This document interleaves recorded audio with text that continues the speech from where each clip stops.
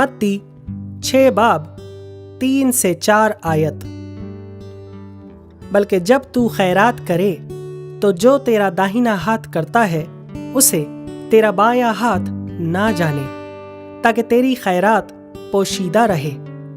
اس صورت میں تیرا باپ جو پوشیدگی میں دیکھتا ہے تجھے بدلہ دے گا۔